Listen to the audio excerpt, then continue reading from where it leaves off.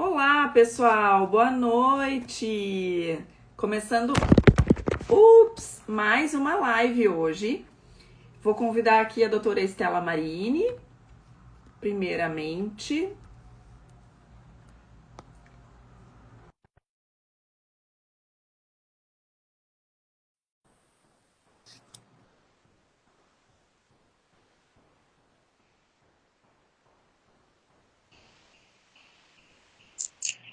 Oi, Boa noite, boa noite, tudo bom? tudo bem? A Raquel já está a postos também. Sim, acabei de ver ela ali. Vamos chamá-la. Então vamos lá. Hoje uma live mega especial com uma participante. Oi, Oi, boa noite. boa noite, Boa noite. meninas. Tudo bem, Raquel? Tudo bem? Quanto tempo? A Estela ainda fala mais frequente. Agora você, meu Deus, eu acho que eu vou fazer quase 20 anos, né? Se já não fazem. É, Muito Eu- deixa eu ajeitar. tempo. Imagina, só deixa eu ajeitar minha luz aqui. Que eu acho que esse tá mundo, meio escuro. esse mundo da internet como é bom, né? Nós poder nos encontrar, né? Depois de muitos É anos verdade. e É. nós podermos ter essa interação. Então, eu em Caxias do Sul, a Raquel em Passo Fundo, a Adriana em Novo Hamburgo, todas aqui juntas Juntas. para poder Isso. guiar, né, os Eu nossos pacientes. sempre brinco com a Estela que nós éramos umas gurias, né? Era mesmo. Super mega jovens, né? Ai, gente. E olha que engraçado, né? Ontem eu atendi uma paciente que ela tem mais ou menos a mesma idade que eu, e ela era minha paciente quando era residente lá na Gastro do Clínicas. E aí, quando Que eu vim para legal. Passo Fundo, ela mora aqui perto, ela começou a consultar comigo. Então, ela consulta comigo desde 2002, gente. Olha Ah, só. uma A gente era vida! muito jovens. Eu tava falando com ela justamente isso, que nós éramos muito jovens quando eu comecei a atender ela, né? É melhor nem fazer as contas. Não, não dá, melhor não. Mas tudo bem, quem souber Deixa, nessa. Mas deixa entre a gente. e a questão, né, Raquel e Adri, acho que a gente tem, né, enquanto profissional da saúde, o seguinte objetivo com os nossos pacientes: a gente sim deseja que eles vivam cada vez mais, mas que realmente vivam com uma saúde cada vez melhor. Ah, Né? sim. Nós estamos percebendo, sim, o aumento da expectativa de vida, e graças aos avanços da medicina, mas ainda tem um percentual muito grande de pessoas que chega aos 70, aos 80, aos 90 anos com bastante doenças e, Uhum. consequentemente, com aqueles, né, com um período da vida com bastante restrição de mobilidade, e muito do seu tempo envolvido com tratamento médico, Uhum. né? Então, eu tenho uma frase que eu acho linda, que foi o tema do Congresso do Estilo de Vida do ano passado, que é mais vida aos anos. Né? Então, vida além dos anos. A gente quer sim viver mais, mas também com vida. O que significa viver? Né? Porque muitas vezes no cenário de doença, a gente se sente sobrevivendo. Uhum. É, Verdade. sem conseguir fazer muito das coisas que gostaria, né? Exatamente, né? Gostaria de fazer viagem, não posso porque a parte osteomuscular não deixa, e assim vai, né? Então, e a É. parte do fígado também, né? Então, hoje, essa live é especial porque não é um assunto tão comum aqui. Nossas lives geralmente são focadas para a saúde Sim. intestinal, mas hoje nós realmente foi uma sugestão de uma das nossas participantes, e aí nós logo pensamos o teu nome para estar aqui conosco, ajudando os nossos pacientes a tirar as suas dúvidas. Hoje, né, nós temos muito acesso à informação, mas também nós precisamos direcionar a fonte dessa informação. Então, É. estamos aqui para nós podermos conversar sobre esse tema tão importante, tão comum no nosso dia a dia de gastro, de hepato, de nutricionista, que é a esteatose hepática. Vamos lá. Eu vou ficar de host hoje, Ótimo. Perfeito. então vou direcionar as perguntas para vocês. E aí eu pensei em começar com a pergunta da Ruth, que inclusive Eu conheço. E ela perguntou assim: eu tenho esteatose leve há anos, nunca tive enzimas alteradas, mas agora o TGP está um pouco elevado. Isso é preocupante? Então, acho que ela quis dizer assim, se isso significa uma piora, né? Algo a mais, assim. O que vocês diriam? Não sei se eu falo, não sei se ela fala, Pode mas começar. eu Pode vou começar, só falar Raquel. assim, a abertura a gente já conversou antes, como se fosse bastidores, mas boa noite, meninas. É um prazer estar aqui com vocês.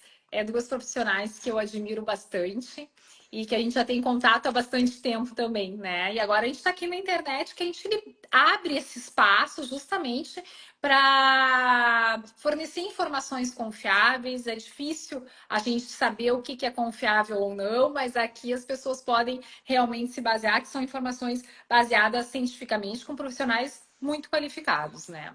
Então, vamos lá em relação à esteatose, né? É importante essa pergunta da Ruth, porque quando a pessoa diagnostica esteatose, a primeira coisa que se pensa que é uma coisa normal, que é uma coisa comum que todo mundo tem. Essa é uma das frases mais frequentes, e inclusive o que é triste é que às vezes o ecografista que faz ultrassom diz assim: ah, não te preocupe, eu também tenho. É bem tranquilo, é só uma gordurinha no fígado, né? E isso pode atrasar a procura para o diagnóstico e tratamento. Então, presença de gordura no fígado não é normal, é muito comum. Inclusive, a estatística mundial é que 38% da população mundial tem esteatose, mas isso não é comum, não é, aliás, é comum, mas não é normal, né? Uhum. Então, esse é o primeiro recado. Segundo grande erro que a gente vê é as pessoas ficarem acompanhando esteatose por ecografia de abdômen ou outro método de imagem para ver se a esteatose chamada leve passa para grau 2, que passe para grau 3. Aí, quando passa para grau 3, a pessoa vai procurar o médico, pelo menos com essa ideia, né? E é muito importante que não é a quantidade de gordura no fígado que dá a gravidade do problema no fígado. Lógico, se a gente está pensando numa gordura no fígado que a pessoa acumulou por acúmulo de gordura corporal, quanto mais gordura no fígado tem, mais gordura corporal tem. Isso tem outras implicações. Mas para o fígado, para a saúde do fígado, a gente tem que ver se essa gordura no fígado está causando dano para esse fígado ou não.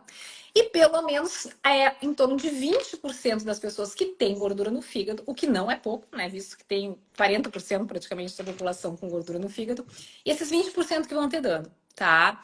E aí, como é que a gente vai saber que essa pessoa vai ter dano, né? E as enzimas hepáticas, elas não são confiáveis para isso, né? Então, assim, se tu tem enzima hepática elevada, tá tendo inflamação no fígado. Se é pouquinha elevação, tem inflamação. Isso tem que ser investigado. Se você tem enzimas hepáticas normais, do ponto de vista populacional, o médico, o profissional de saúde, o nutricionista, ou até o próprio paciente pode fazer, é o cálculo do FIB4, que é um cálculo que a gente tem disponível online, que usa a idade do paciente, nível de TGO, TGP e plaquetas, que dá uma ideia da probabilidade daquele fígado estar sendo danificado de forma mais intensa. Então, resumido, falei para a Ruth, vai investigar, procure um profissional, um gastroenterologista, um hepatologista que esteja afeito a tratar a esteatose e para ver, primeiro, o grau de acometimento que o teu fígado tem, se já teve um grau de acometimento, e definir se essa elevação de TGP que você tem agora é realmente da gordura do fígado ou não. Porque se eu tenho uma doença que 40% da população tem, e só 20% dessas pessoas vão ter dano hepático pela esteatose. Quando a gente encontra alguém com enzima hepática elevada, obrigatoriamente tem que descartar todas as outras causas de dano hepático que podem vir associados com esteatose. Uhum. Posso fazer um adendo à pergunta da Ruth? Claro. Se o TGP que está levemente aumentado, isso pode não ser do fígado. Que outra condição poderia ser? Porque o TGP é a enzima mais específica do fígado, né? Em relação ao TGO. Tu quer responder, Estela? Eu acredito que a Raquel tenha se referido, Adriana, que, que pode não ser da gordura no fígado. De repente, ela pode ter uma hepatite viral. Então, a gente precisa abrir esse leque de diagnóstico diferencial. Né? Pode ser medicamentoso, por exemplo. Entendi. Pode ser por conta de, por exemplo, consumo de substâncias tóxicas. E não é só medicamentos. Lembra que suplemento, chás, Sim, tem outras, claro. e às vezes pode acontecer de ter também doenças autoimunes associadas por se tratar de mulher. Né? Então, nós precisamos Exato. Isso aí. Então, reavaliar. eu vou fazer um comentário, tá? Eu tive uma paciente agora, 2 semanas atrás, uma paciente, então, na fase de menopausa, com esteatose, que é a mulher na fase climatéria acaba acumulando mais gordura visceral, com esteatose, acompanhando há mais de 5 anos, com elevação de enzimas hepáticas, aí perda de peso, né? Bom, resumindo, ela tem colangite biliar primária, não foi investigada e a causa da elevação das enzimas hepáticas não era esteatose. Então, por Uhum. isso, a ideia é que tem que investigar. Tem duas abordagens que um profissional pode fazer que acompanha o fígado, ou tratar como esteatose e ver se melhora, e se não melhorar, pensar em outras doenças, ou de início já investigar. Eu já Isso. investigo de início, né? Então, É, tem eu elevação também. de enzima hepática, já peço toda investigação. Mas as duas abordagens é ok. Se a gente está no sistema público de saúde, é mais custo efetivo a gente poupar os exames para aqueles pacientes que mais necessitam e primeiro tentar tratar. Aí, se não melhora as enzimas, aí a gente investiga outras causas, né? Então, acho que depende bastante do cenário onde que a gente está trabalhando. E eu trouxe essa imagem que eu acho que é sempre ilustra para os pacientes, né? Como é que é a evolução da doença hepática gordurosa. Então, imagina que aqui é o fígado normal. Este é o fígado normal. Este é o fígado normal. O fígado com esteatose, ele muda a coloração dele por conta do acúmulo de gordura lá no fígado, então ele muda a coloração. E com o passar do tempo, como a Raquel falou, mais ou menos em torno de 20%, acaba evoluindo, começa esse processo de inflamação e fica nesse processo, inflama, e aí começam a formar cicatrizes, a gente chama de fibrose, podendo chegar, claro, um percentual menor ao último estágio, que seria a cirrose no fígado. Então, nós sabemos que a cirrose também tem questões genéticas envolvidas, nós sabemos que tem determinadas populações, como, por exemplo, diabéticos, homens. E se o paciente, por exemplo, ele tem um conjunto, então ele tem gordura no fígado, ainda tem ingestão de álcool, tem um risco maior de cirrose, a questão familiar, até mesmo genética, não é mesmo, Raquel? Uhum. Mas sim, a gordura no fígado, ela pode evoluir para a cirrose, mesmo o paciente não bebendo. Isso é uma coisa que às vezes os pacientes lá no consultório, eles me falam, mas como, doutor, eu já tenho cirrose no fígado se eu nem bebo? Né, Raquel, acredito que para ti É. também existe muito essa associação de cirrose com bebida Da alcoólica. alcoólica, é. Não, e aí assim, né? Uma coisa também que é importante é dentro desse contexto, mas eu sempre gosto de desmistificar um pouco, porque a pessoa que chega, mas o fulano, eu tive meu pai que teve cirrose, mas cirrose por álcool, ele bebia muito, eu não bebo nada. E tem muito estigma, né, da gente colocar muita culpa no paciente que ingere bebida alcoólica, como se ele fosse um criminoso, né? Tá ingerindo bebida alcoólica, Uhum. então bem feito que ele teve cirrose, né? Eu nunca bebi, mas apesar disso, acumulou gordura corporal, não fez atividade física, não comeu. Então, questão de comportamentos humanos, que longe da gente julgar, que e faz parte, né? Sempre a gente tem alguma coisa para melhorar. Então, só uma informação é o seguinte: se você tem gordura no fígado, se alguém tem gordura no fígado e teve algum familiar de primeiro grau que teve cirrose, mesmo que por álcool, porque são os Uhum. mesmos genes, é o mesmo mecanismo de lesão hepática, você tem maior risco de ter cirrose também pela esteatose, né? Que é um problema, né? Uhum. Exatamente. Muito bem. Vamos para a próxima pergunta, então. A Vamos. pergunta é do Maico e ele perguntou assim, ó: o emagrecimento rápido pode piorar a esteatose? Deixo E para ti, aí, Raquel. para mim, então tá. Então, é o Pode seguinte, responder. emagrecimento é muito rápido, pode piorar a esteatose, né? Isso a gente é um conhecimento que a gente já tem há muito tempo. Quando se fazia bastante aquelas bariátricas desabsortivas, que a pessoa perdia muito peso muito rápido, isso piora a inflamação hepática, evolui para mais fibrose. Tanto que os estudos clínicos hoje, que estudam, por exemplo, a semaglutida, que foi recentemente Uhum. aprovada para tratamento da esteatohepatite, né, da esteatose relacionada à disfunção metabólica. Um dos desfechos estudados é justamente se não é melhora da inflamação hepática sem piorar a fibrose. E isso o remédio mostrou. Então, para esses medicamentos atuais, tanto a semaglutida, quanto que é o Wegovy, o Ozempic, o Rybelsus, que é tanto conhecidos, né, para tratamento de obesidade, quanto o Mounjaro, que é a tirzepatida, são medicamentos que melhoraram a inflamação hepática, tiraram a inflamação hepática, melhoraram a fibrose, inclusive. Então, eles não pioraram a fibrose. Então, o peso rápido, principalmente num contexto, a perda de peso rápido, principalmente num contexto de bariátrica desabsortiva, pode piorar. Mas fora isso, a gente fica mais tranquilo. E aí, para as pessoas saberem o que seria a perda de peso rápido, aqui nesse contexto, seria 1 a 2 quilos por semana. Sabe que eu não sei se não é mais até que isso, eu não tenho isso gravado, assim, qual que seria a perda de peso rápido, mas aquele paciente, assim, que perde em 2 meses 20 quilos, entendeu? Acho que é mais até.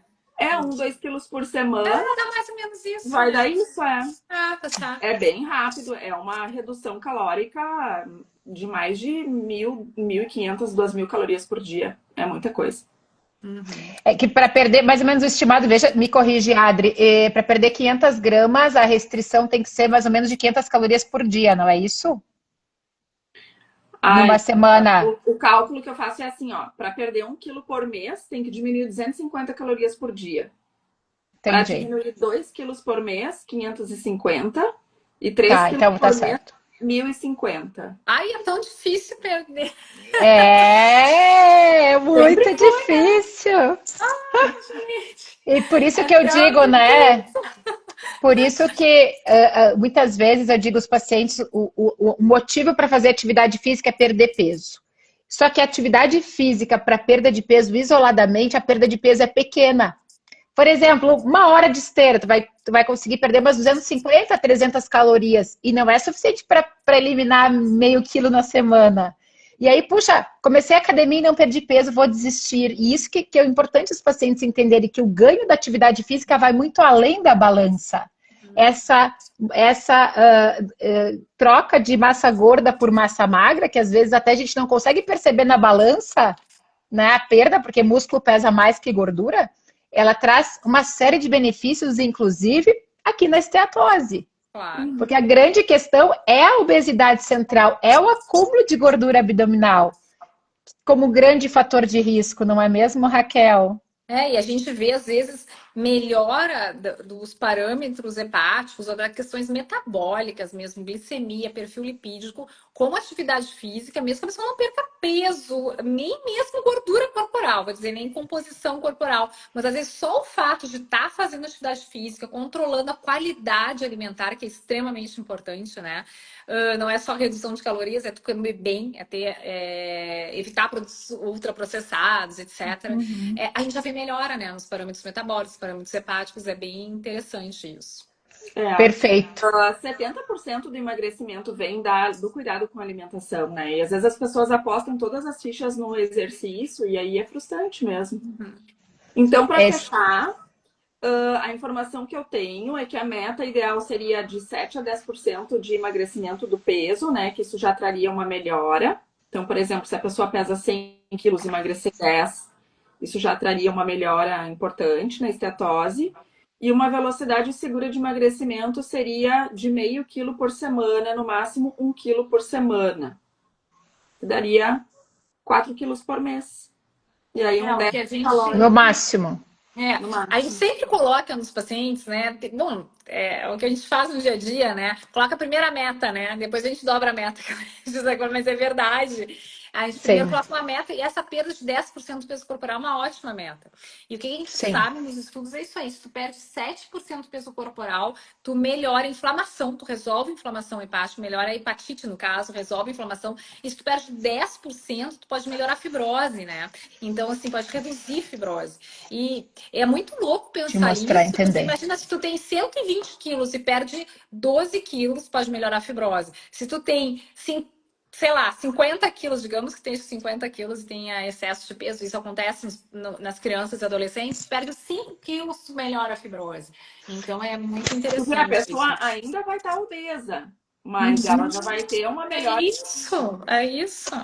E a pessoa, se ela desiste de emagrecer porque ela colocou na cabeça que tem que emagrecer 30 quilos. Isso é perfeito. Entendeu?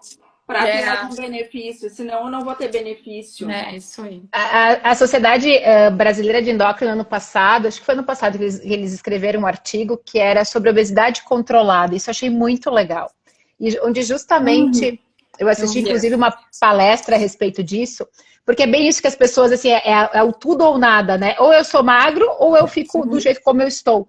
E existe, sim, um ganho muito grande à medida em que você baixa, né? Por exemplo, de 120 para 105 quilos, por exemplo, 15 quilos. Em termos, então, você já consegue. Eu tenho um paciente assim, ele tinha 124 quilos. E ele começou, então, a melhorar a alimentação, e achei muito interessante a estratégia que ele usou, que foi diminuir a janela de alimentação. Não foi jejum intermitente, ele passou a comer das 7 da manhã às 19 horas. Tentando respeitar o ciclo circadiano, que a gente sabe que é super fisiológico. De 12 horas. Exatamente. E ele começou todos os dias a caminhar com o cachorro 40 minutos. E eu achei, nossa, e aí ele foi super persistente, foi indo devagar, ele teve toda essa paciência em questão de 1 ano e pouco, ele tinha perdido, ele eliminou acho que de 15, foram 18 quilos. E olha que interessante, zerou, ele já tinha né, indícios de esteatohepatite, ele voltou a ter um fígado absolutamente normal, ele estava já diabético, com 147 de glicemia, ele conseguiu reverter o diabetes, os antihipertensivos ele usava 3, o médico cardiologista suspendeu porque ele estava hipotenso, e inclusive o colesterol dele, HDL aumentou e o LDL diminuiu. Então, assim, ele tomava vários remédios e aí ele conseguiu, à medida em que ele melhorou a alimentação, perdeu peso e começou realmente a fazer atividade física regular, ele teve uma melhora muito significativa de saúde. Ele continua, se a gente for calcular o IMC dele, ele continuava obeso, mas ele estava muito mais saudável. Uma das coisas que a gente sempre acaba perguntando para o paciente, né? Isso é importante para falar quem está nos escutando. Às vezes chega a pessoa assim, mas eu tento, não consigo perder peso. Aí tu pergunta, tá, mas qual que é o maior peso corporal que você teve? Aí a pessoa tá com 100 quilos, o máximo foi 120, só que ela queria estar com 80. Então, assim, isso é importante mostrar, não, mas você perdeu quantidade de peso significativa, né? Você não precisa ter 80 quilos. Então, isso é interessante também perguntar e mostrar isso para o paciente, né? É que vai ser muito mais sustentável para ele manter os 100 quilos do que os 80 quilos, né? Claro, isso a gente tem que pensar também, né? Na verdade, o paciente às vezes também precisa aceitar isso, né? Melhor estar com 100 do que com 120 e não ter conseguido pesar 80, né? E mais uma questão aqui importante, né, Raquel? Segundo o último guideline da ISO, que foi do ano passado, então eles falam que mesmo é raro ter paciente magro com esteatose, mas mesmo na esteatose em magro é mais raro, mas pode acontecer, e o tratamento acaba sendo a perda de peso, daí 3% de perda de peso corporal já é suficiente para eliminar a esteatose. Se o paciente tem esteatose sem ter aquela inflamação que a gente chama de esteatohepatite, mudou um pouco essa nomenclatura, mas vamos usar a nomenclatura antiga, que eu acho que facilita a compreensão, seria 5%, e para quando o paciente já tem esses indícios de inflamação no fígado, que acontece, né, como a Raquel falou, nem sempre o exame de sangue é suficiente, mas ele é um indício, né, e nós temos já exames melhores, como, por exemplo, a Raquel faz a elastografia, que já consegue identificar melhor, e aí seria de 7 a 10%, né, para nós conseguirmos. Isso é lindo, porque veja bem, mesmo o paciente que já está com sinais de fibrose no fígado, ele consegue reverter para cá, eliminando de 7 a 10%. Claro que se ele já estiver no estágio de cirrose, a gente não consegue essa reversão. Mas existe sim muito a ser feito. A gente não consegue, tipo, quando a gente chega num paciente com cirrose, eu sempre falo isso para os pacientes, não vai ter um fígado normal mais, tá? Então o fígado já chegou numa alteração importante, mas a gente consegue, inclusive, reverter cirrose, né? Então a gente sabe isso hoje, ele não vai ter um fígado normal, mas ele pode melhorar muito a rigidez hepática, e isso é um parâmetro que a gente tem, que o fígado tá melhorando, que a saúde do fígado tá melhorando, né? Então, assim, um resumo bem grandão, assim, para quem tem esteatose. Não adianta só acompanhar com exames de sangue e ecografia de abdômen. Todos os dias, e não é mentira dizer todos os dias, eu recebo no consultório pacientes assim. E, infelizmente, pelo menos uma vez por mês, tem pacientes que vinham acompanhando esteatose com ultrassom, enzimas hepáticas normais e chegam com cirrose ou até com câncer de fígado, né? Então, assim, por quê? Porque, eu fiz uma ressonância há 3 anos, deu normal, como é que eu tenho cirrose agora? E a gente tem que entender que a alteração anatômica em exame de imagem, esse aspecto anatômico, ele vem mais tardio do que uma alteração de rigidez hepática na elastografia hepática. Então, a gente tem critérios definidos para a gente fazer elastografia hepática, que é basicamente baseado não só na elevação das enzimas hepáticas, mas também no cálculo desse FIB4 que eu comentei antes, né? E isso vai de Exatamente. encontro à próxima pergunta, até acho que tudo isso vai complementar, porque a Mi perguntou assim, ó, é verdade que o exame, ecografia, acredito aqui, deve ser feito sempre pelo mesmo ecografista, por ser uma avaliação subjetiva? Porque tem essa questão, né, de que um ecografista vai classificar aquela endoscopia como leve, outro como A moderada, ou ecografia. daqui a pouco um vai considerar que não tem esteatose e o outro vai considerar que tem leve.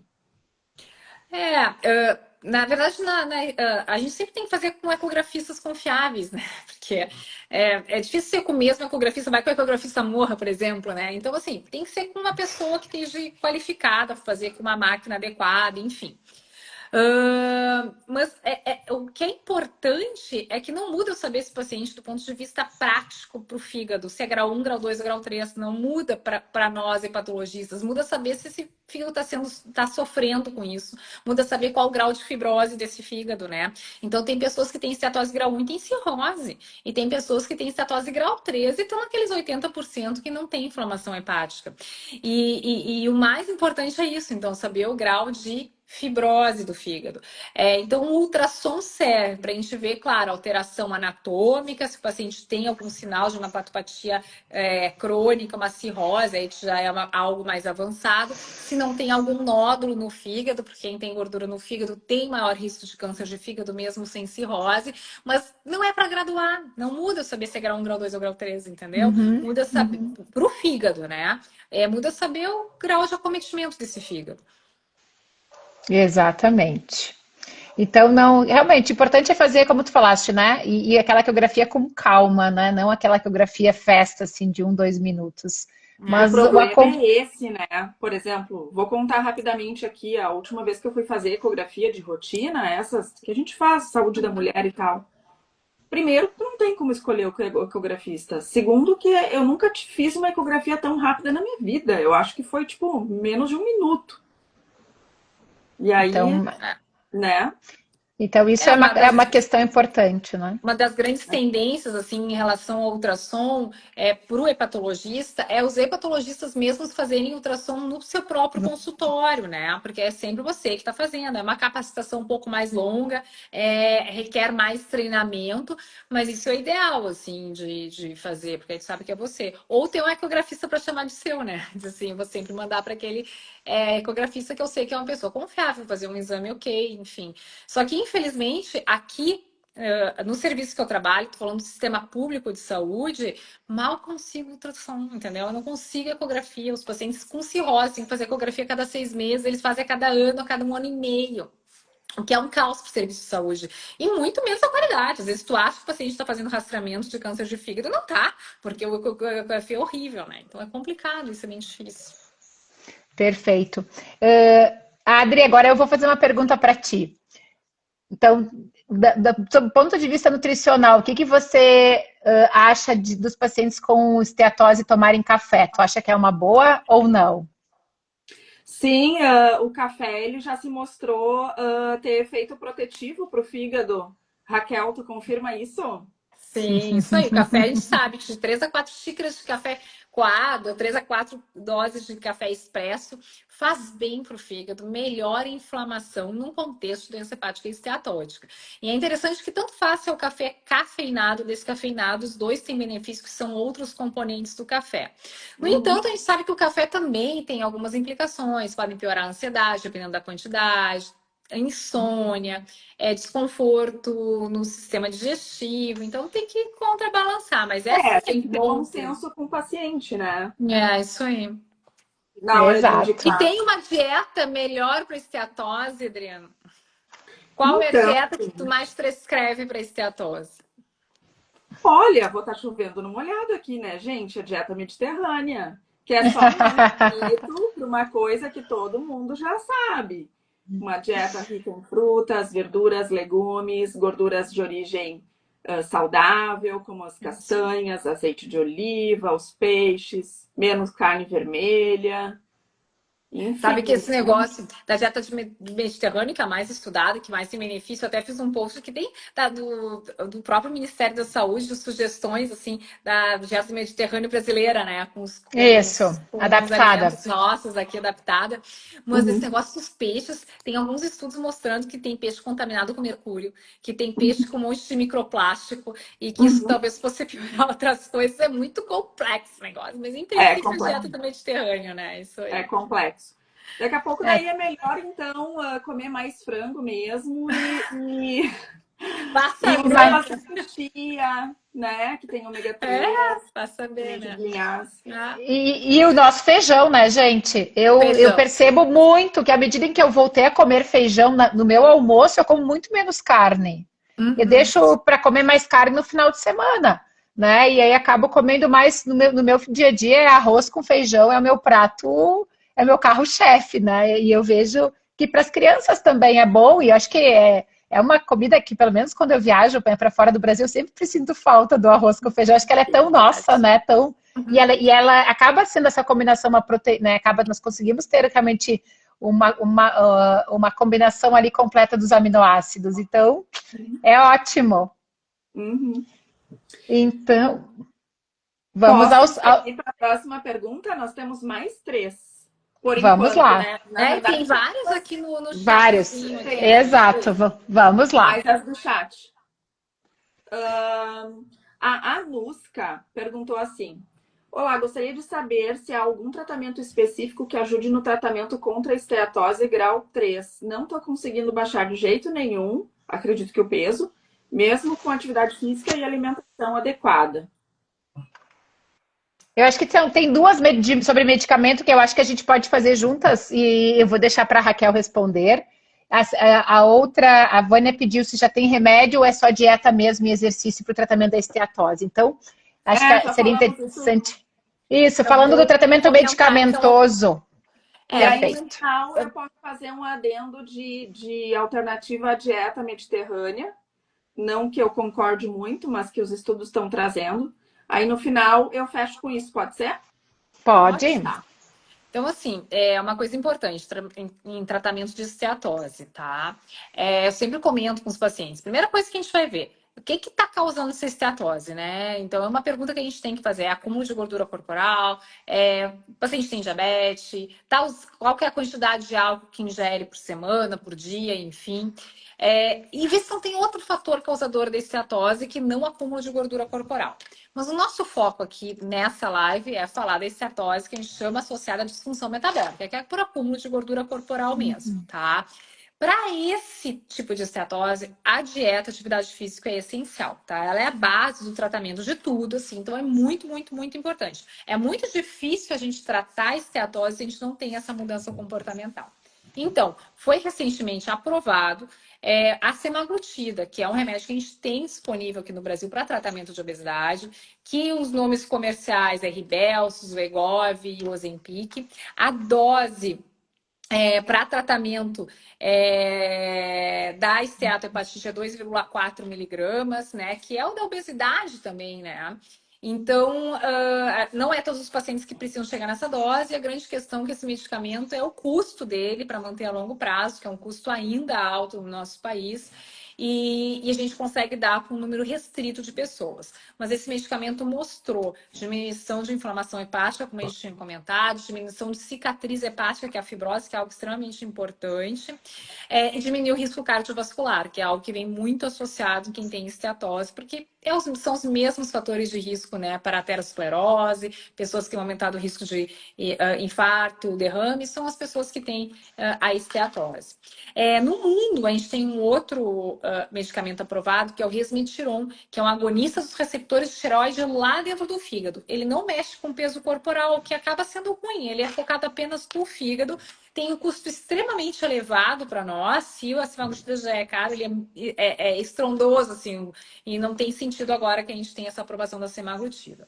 Mas logo vão vir muitos outros medicamentos. A gente tem o Mounjaro, que é um tratamento já aprovado aqui no país em maio, foi aprovado, né, para tratar, que é a tirzepatida, para tratamento da obesidade. E os estudos fase 3, são estudos antes de ser liberados para prática clínica, eles já mostram os benefícios excelentes assim no fígado. Então, é o próximo medicamento provavelmente que vai ser aprovado. Para tratamento da esteatose, pelo menos é essa a ideia. Mas, além disso, a gente tem outros medicamentos que, apesar de não estarem em bula, para tratamento da esteatose, esteatohepatite, no caso, que também tem benefícios comprovados. Inclusive, saiu uma meta-análise agora com pessoas aqui do Brasil que mostram, por exemplo, que a pioglitazona tem benefício. É um benefício não só no resultado do fígado, mas também benefício cardiovascular. Os hepatologistas gostam muito da pioglitazona. Os endocrinologistas, por eles, abandonariam a pioglitazona, porque ela tem alguns efeitos adversos, enfim, tem medicamentos, claro, como a semaglutida, que é o Ozempic, o Wegovy, que perde peso, e a gente gostaria muito que esse paciente ajudasse esse paciente a perder peso, mas também é um remédio com um custo bem mais acessível e que também tem benefícios para o fígado. E pode ser associado ou não à vitamina E, que melhora a inflamação hepática.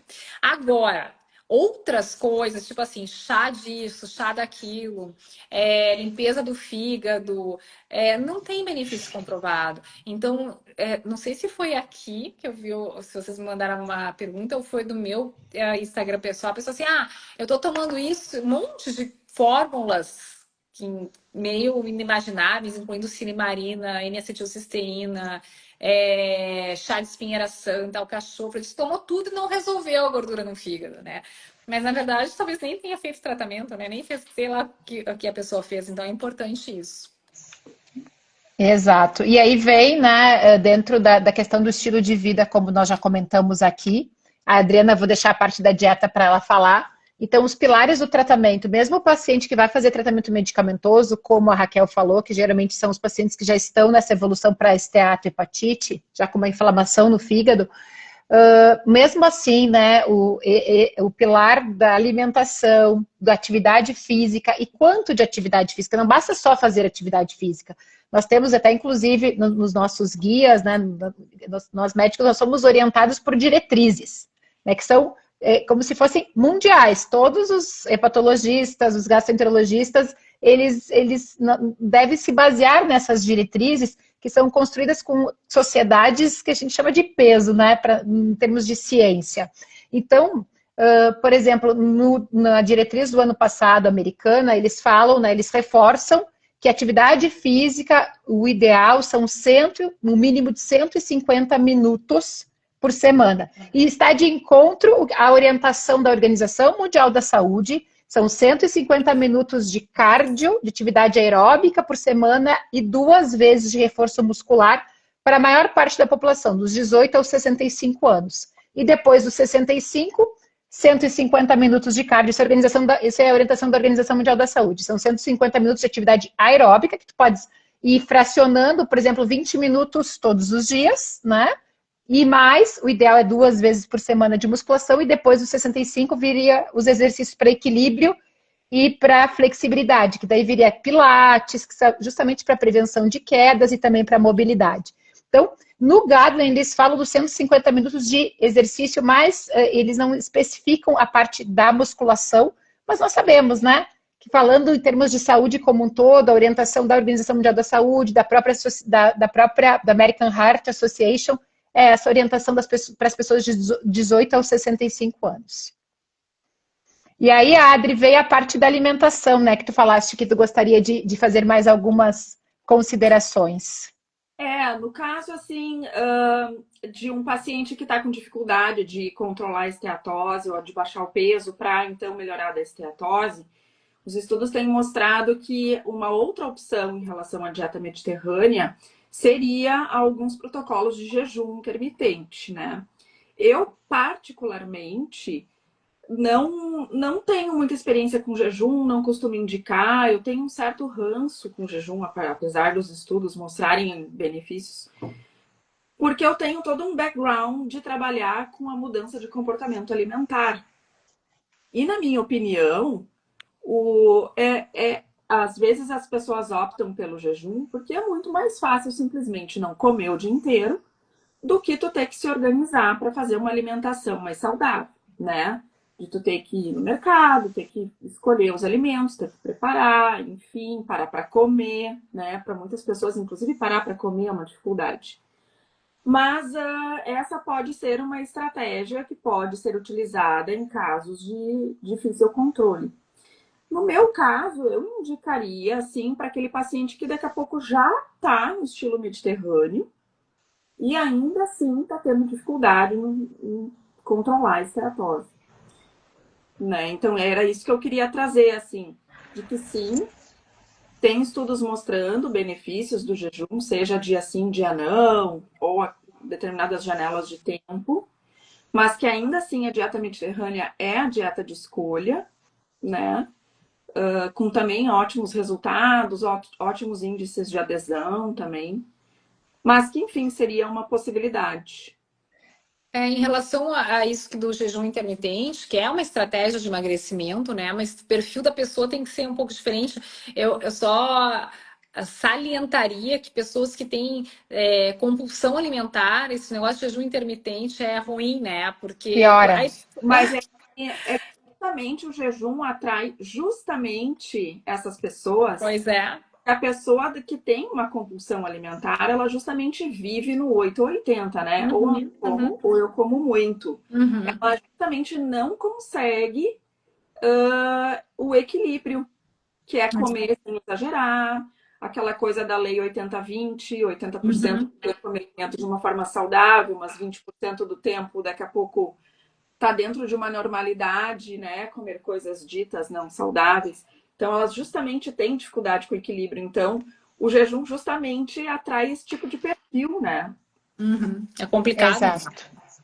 E eu sempre falo para os pacientes quando eles me perguntam sobre jejum, que eu acredito que seja complicado também, que tu diminui muito a tua janela de alimentação. Então, por exemplo, tu faz jejum tipo de 16 horas, tu vai ter ali 6, 7 horas para comer. E aí tu acaba, às vezes, comendo um volume grande, às vezes comendo bastante à noite. Então, eu realmente eu compactuo que... E sem falar nas escolhas, né? Porque uma pessoa morta de Exato. fome vai naturalmente fazer escolhas de alimentos daqui a pouco não muito saudáveis, né? E tem mais uma questão dentro do estilo de vida que a gente não fala tanto, mas é fundamental para o processo de emagrecimento, que é a base do tratamento da esteatose, que é o sono. Nós sabemos que as pessoas que têm um sono ruim, e hoje, infelizmente, em torno, né, segundo o Instituto do Sono, em torno de 60% a 70% da população brasileira tem algum problema de sono, né, o sono fragmentado. Não, e não estou falando só de apneia do sono, estou falando de sono fragmentado, aquelas pessoas que têm um sono leve, claro que hoje faz parte da minha anamnese, da minha conversa com o paciente, e é impressionante como realmente a grande parte da população, não, doutora, meu sono é muito leve, eu acordo várias vezes de noite, né? Então, acordo cansado, que é um dos principais sinais de que o sono é reparador, bom ou não, a qualidade do sono, é como eu acordo pela manhã.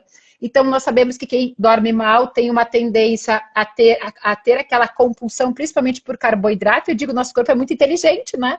Porque, teoricamente, tu tá cansado, tá precisando de energia. E onde é que ele vai buscar energia?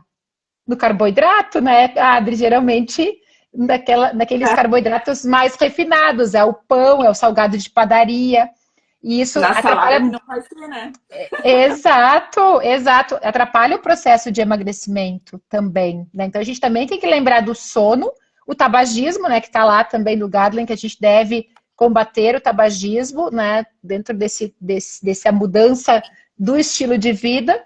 E além do álcool, né? Que eu acho sempre importante a gente comentar aqui que nós já temos muita clareza que não existe uma dose segura, como nós aventávamos no passado, né, Raquel?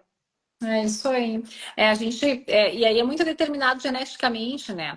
Assim como tem pessoas que ingerem bebida alcoólica em grande quantidade diariamente, anos e anos e anos, e não tem um dano hepático importante. Tem pessoas que são os bebedores de finais de semana, ou que são até os considerados bebedores sociais, acabam tendo doença hepática alcoólica. Então, isso é definido e a gente tem até como predizer esse risco hoje através de perfil genético, né? Não muda nada o tratamento, mas às vezes é importante a gente fazer o perfil genético para mostrar para a pessoa, ó, se você continuar ingerindo bebida alcoólica, você tem um alto risco de doença hepática crônica. E através da elastografia, a gente também consegue ter uma segurança de talvez liberar o uso, o consumo esporádico do paciente, se ele não tem um dano hepático importante, se ele não tem uma rigidez hepática mais elevada. Agora, se ele tem, a gente recomenda até abstenção alcoólica, né? Claro. E aqui no chat vieram algumas perguntas. A primeira delas, Raquel, eu vou fazer para você. O Ivan Oi, está Estela, perguntando. só tem mais uma ainda aqui. Ah, tá ok, pode falar. Eu achei que já Tá, fosse as do chat. é a da Simone. Tenho esteatose, grau pelo exame, não escreveu aqui, de ecografia abdominal, mas meus exames estão todos bons. Não tem, então, esteatose? Aí entra mais ou menos o que a gente já comentou um pouco, né? Então, tu tem Isso. esteatose, tu pode ter uma esteatose, inclusive, sem inflamação no fígado, que são aqueles 80% das pessoas que não tem dano. Mas tu tem que ter certeza se não tem dano e sempre, pelo menos, fazer o FIB4, né? Que é esse cálculo aí para predizer se tu tem um risco maior de ter dano hepático, mesmo com enzimas hepáticas normais. Certo. E corrige se está correta essa informação, Raquel. Eu li, acho que no ano passado, que para aparecer esteatose na ecografia tem que ter pelo menos 30% do fígado já, entre aspas, já com o acúmulo de gordura. Né? Então é uma quantidade 20 a Isso aí, 30%. 20 a 30% para tem que ter. Então, tu tem um grupo ali de entre 5 e 20, 30% que tu não detecta na ecografia de abdômen pode ter esteatose. Isso acontece, né? Mas Nossa, aí, Entendi. geralmente, na sabia disso. elastografia a gente pega, né? No CAP da elasto. E isso que justamente eu queria te perguntar, porque às vezes eu tenho paciente no consultório que eu penso que a etiologia é realmente a esteatohepatite, só que daí vem com a ecografia normal, mas o paciente tem um perfil, né, do Metabólico, histórico, né? metabólico, então obesidade central, que eu sempre fico em dúvida, mas eu acho que é esteatose, a gente faz toda aquela investigação e não encontra a causa. Então esses pacientes se beneficiariam da elastografia, né? Sim, da Nessa elastografia. dúvida. E existem aqueles aparelhos mesmo de ecografia com quantificação de esteatose, que são aparelhos de ecografia também com elastografia, que são úteis nessa situação, bem interessante. Ou, Legal. melhor ainda que isso, até mais sensível, é a ressonância A magnética, com ressonância. quantificação PDFF. Certo. Então, Para agora sim. quantificar. Uhum. Agora Agora vamos sim.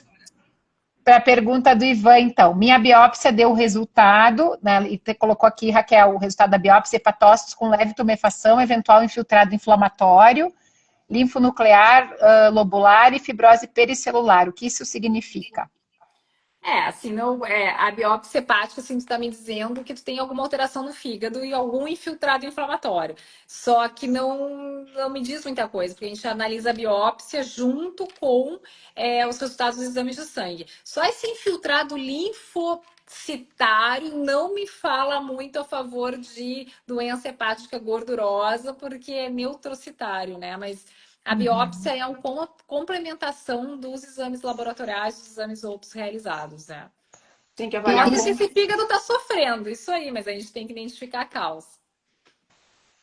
E isso é a questão importante, né, que a Adri estava ali falando, que é um conjunto, os exames eles são complementares, por mais que a medicina tenha evoluído, os exames continuam sendo complementares, eles não substituem uma boa história. A história do paciente é a base para um diagnóstico assertivo. E aí, baseado nessa história, que nós vamos direcionar os exames e nós vamos interpretar os resultados dos exames. Acho que esse é sempre importante de nós reforçarmos. A Bia está falando assim, Bia Moreto, eu estou com um nódulo no fígado, esteatose hepática. Bia, precisa, de novo, né, ser avaliado toda a tua história E os detalhes desse nódulo, por exemplo, pode ser o hemangioma, que é o nódulo mais comum benigno, né? Então, mas também pode ser algum nódulo que merece atenção. Então, não deixe de procurar um especialista, né? O Ricardo colocou assim: eu acho muito legal quando o paciente consegue entrar em remissão de doenças, principalmente pela superação e o desafio. Então, isso é sempre a nossa busca, né? Que o paciente realmente consiga, sim. Vamos falar assim, entrar em remissão da esteatose. Acho que é difícil a gente usar a palavra cura, né? Uma vez que ele tem uma tendência, né, Raquel? Não sei se isso é uma dúvida que eu tenho. A gente pode chamar cura da esteatose? Ou talvez o termo melhor realmente seja a remissão?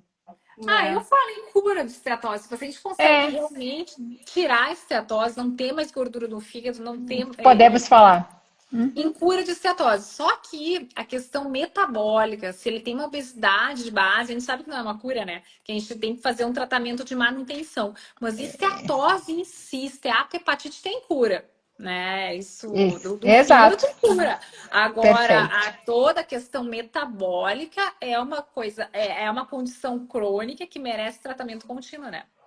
Não Ele adianta. vai Porque, por precisar exemplo, se sempre. se é um paciente obeso, né, que Claro, emagreceu, perdeu a esteatose, ok, ele curou a esteatose, mas se ele voltar a engordar, vai voltar a ter. obesidade é uma coisa crônica, né? Então ele tem que Uhum. ficar cuidando da obesidade. Sempre, sempre. A Luana É, perguntou assim, ó, a cirrose incha as pernas, tem alguma relação? O que que é a Eu nunca cirrose? Incha as pernas? É, uma cirrose mais avançada, com perda de função hepática, sim, pode inchar as pernas.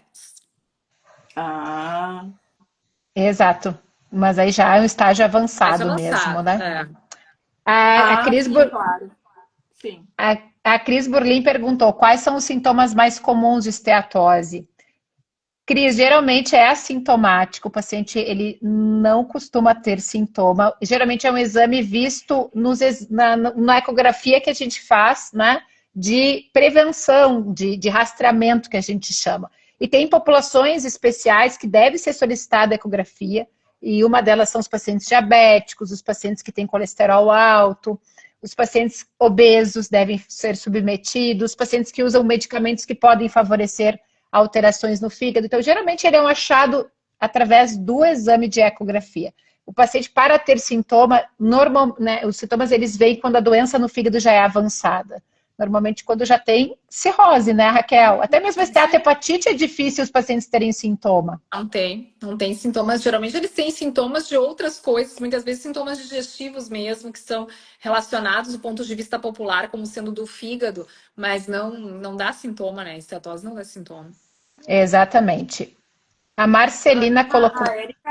Érica perguntou assim, ó, quem tem gastrite nantematosa leve, pode tomar café, mas aí nesse caso a Érica pode usar outras estratégias se ela tem gastrite, né?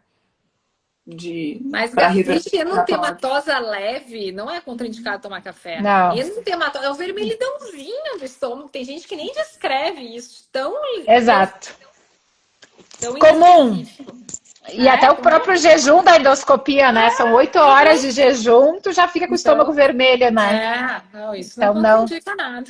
Então, Exatamente. se ela não tem nem sintoma por essa gastrite, então Não. Não.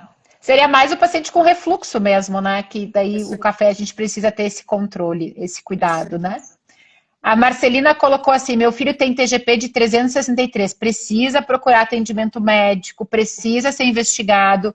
A TGP é um indicador de que o fígado está realmente sofrendo um processo inflamatório, então precisa definir a causa e ser tratado o quanto antes, né? A causa dessa alteração. Que podem ser várias, né? Não necessariamente só a gordura no Muitas. fígado como causa. Não, e 300, mais de 300 é 10 vezes o limite da normalidade, assim. Exato. Deve ser outra causa, porque esteatose não costuma elevar tanto assim as enzimas hepáticas, né? Exato. A pergunta do Carlos Henrique é: quem tem colangite esclerosante primária pode comer verduras mais verdes? Não sei se quer responder isso, que é uma coisa totalmente diferente. Se a Adriana quer responder, mas enfim, eu sinceramente eu não sei, eu não não estudo tem colangite. relação, né? Eu Eu não nunca Não sei. li sei por nada a que que ele respeito fez, também. não tem relação. Mas colangite esclerosante é outra doença do fígado, totalmente Uhum. diferente do nosso plano aqui de falar de esteatose, né? Exato. Na verdade, é uma doença de origem autoimune, né? Acaba vindo, né, Raquel, algumas perguntas meio fora do Sim. assunto, assim. Mas, Mas realmente eu desconheço qualquer relação, né? Eu desconheço qualquer relação Não sei também. por que que ele chegou a perguntar isso, o que que ele viu, né? De repente leu alguma coisa, mas não tem nenhuma questão de contraindicação ou indicação. Pode ingerir É de forma alimentação normal, né? normal. É. Exato. Ah, a a TGP Fátima sempre é perguntou, eu tenho síndrome de LPAC. Faz mal? O LPAC. que que é LPAC. LPAC? Colilitíase associada a baixos fosfolipídios. São pessoas que têm cálculos de vesícula muito precocemente, vem associar, 50% tem associação com uma mutação genética chamada BCB4. Eu tenho um vídeo lá no meu canal do YouTube que eu falo só sobre LPAC. Ó, olha lá, hein? Tem que olhar lá. Legal, Olha lá. legal. E ela pergunta se faz mal tomar metformina, se ela tem Não, LPAC. Não? Tá. nada, não tem problema. E tem mais uma pergunta aqui da colangite esclerosante, né? Que eu acho que é importante você seguir a doutora Raquel, porque é um assunto bem recorrente lá no teu Insta, né, Raquel? Sim, eu também tenho vídeo de colangite esclerosante primária. Exato, perfeito. Não, ele colocou aqui que tem gases, barriga inchada, diarreia. Então a gente também tem que pensar na Mas questão da pode. associação com com as Eu ia doenças dizer. inflamatórias intestinais, né? Exato, exato. Então, às vezes o paciente tem colangite biliar primária, mas também associação com doença de Crohn ou retocolite. Então, precisa ser investigado sim, Carlos. Não deixe de buscar ajuda. Muitas aqui elogios a Raquel. Inchaço nas pernas já falamos. Eu acho que terminamos, né? Acho que Adriana, sim. tem mais alguma pergunta? E nós não tivemos tempo para falar sobre a relação do intestino com o fígado, mas existe sim Ora, uma existe. relação, né? Acho que né, nos 5 minutinhos finais aqui vamos falar dessa relação. Cada vez mais nós entendemos, né, do quanto essa relação é bidirecional, então o que acontece no fígado repercute no intestino, o que acontece no intestino repercute no fígado, então nós precisamos sim entender que o nosso corpo ele é único e a forma como nós cuidamos dele vai repercutir no fígado, vai repercutir no intestino, especialmente com o conhecimento da microbiota intestinal, nós sabemos, né, que os É, pacientes que têm desbiose, que ele tem mas, aquela desorganização das bactérias intestinais, eles têm o que a gente chama de aumento da permeabilidade. Num cenário, né, se eles têm esteatose, eles podem evoluir, progredir para esteatohepatite numa frequência maior. Então, nós precisamos sim olhar para a saúde intestinal. é muito Essa relação importante é muito isso, assim. interessante. Eu acho super importante isso, a gente sabe que é importante, mas também vale a gente ressaltar aqui para as pessoas que estão nos escutando que existe muita abertura para condutas não científicas nessa área e que a gente acaba chamando até de Verdade. picaretagem mesmo, né? Porque assim, a gente sabe que é importante a microbiota, a saúde intestinal, mas ninguém sabe exatamente como manipular. Então, do ponto de vista da prática clínica, por exemplo, fazer composição de microbiota hoje é muito complicado. Existem sim grupos de pesquisa que pesquisam isso muito sérios, assim. Uhum. Aí é uma questão. Mas às vezes, assim, tu pega pessoas fazendo estudos de microbiota e dando prescrições de probióticos Sequenciamento. direcionados. É muito complicado isso. Então, realmente, isso não é um conhecimento que ainda está na prática clínica, mas, claro, tem vários grupos, inclusive grupos de pesquisa no Brasil, que estudam isso, né? Perfeito. Se a pessoa aderir a uma dieta mediterrânea, emagrecer, fazer atividade física, dormir bem, tudo Perfeito. isso Vai vai tirar melhorar a a microbiota, né? desbiose. É isso que modula o grande modulador da microbiota é a alimentação e o estilo de vida do paciente. Isso não se tem dúvida, né? E Não de que tem o você que chover molhado em cima disso, não tem o que ficar inventando coisa nova. exato, Tem que fazer exato. o que tem que ser feito, né? Eu e a Adriana, a gente sempre fala nas nossas lives, né, que essas prescrições de um monte de suplementação, enfim, não é isso que vai fazer diferença no seu intestino, mas sim é voltar para o prato, o feijão com É. arroz, a salada, o exercício, o E às vezes tem sono. pessoas que a gente chega e diz, sabe, já tenho muito medo de tomar remédio. Aí tu pega uma página de 3 prescrições de um monte de remédios manipulados, assim, como se aquilo não fosse medicamento. Então, são coisas assim que a gente tem às vezes que desmistificar, né? Enfim.